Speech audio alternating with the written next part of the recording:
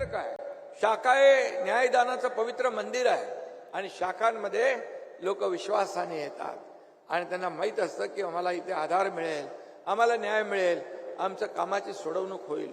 आणि म्हणून शाखा प्रमुख ते शिवसेनेचे नेते, मंत्री असे अनेक पदं आपल्या पदाधिकाऱ्यांनी भूषवली. मी देखील अभिमानाने सांगतो, एक शाखा प्रमुख ते राज्याचा मुख्यमंत्री हा एकनाथ शिंदे होऊ शकला हे कामाच्या आणि कष्टाच्या जोरावर.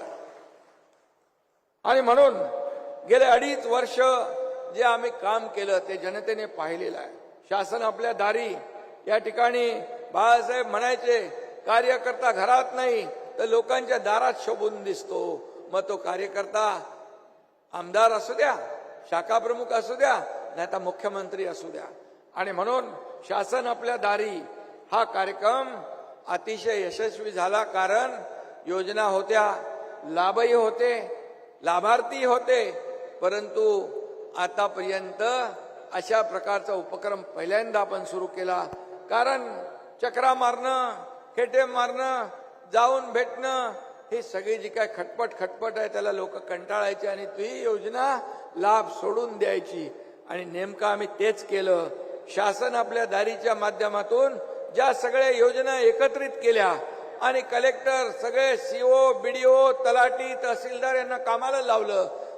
प्रत्येक जणामध्ये स्पर्धा निर्माण झाली आणि त्या ठिकाणी प्रत्येक जिल्ह्यामध्ये तालुका वाईज शासन आपल्या दारी आपण प्रोग्राम राबवला. आणि मला सांगायला अभिमान वाटतो की जवळपास शासन आपल्या दारीमध्ये 5 कोटी लाभार्थ्यांनी लाभ घेतला. 5 कोटी लाभार्थी. आणि त्याला अतिशय मानाचा स्कॉच पुरस्कार देखील मिळाला. देशातल्या 280 प्रकल्पांमध्ये शासन आपल्या दारी हा मॉडेल उपक्रम म्हणून स्वीकारला गेला. ही आपली अचीवमेंट आहे.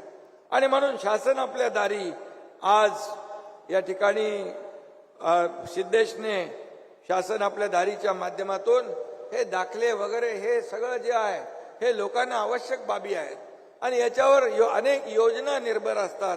प्रवेश असेल, योजना असतील, या ठिकाणी सर्व जे आहे हे दाखले प्रत्येक माणसाला, विद्यार्थ्यांना महत्वाचे असतात. आणि म्हणूनच आज शासन आपल्या दारीच्या माध्यमातून एक प्रकारचं या सर्व लोकांना एकत्र करून या जे काही दाखले, ज्या प्रकारचे दाखले, जी कागदपत्र जी आपल्याला तिकडे जाऊन घ्यावी लागतात ती आपल्याला त्यांना चक्रा मारावे लागतात. आणि म्हणून मगाशी सांगितलं,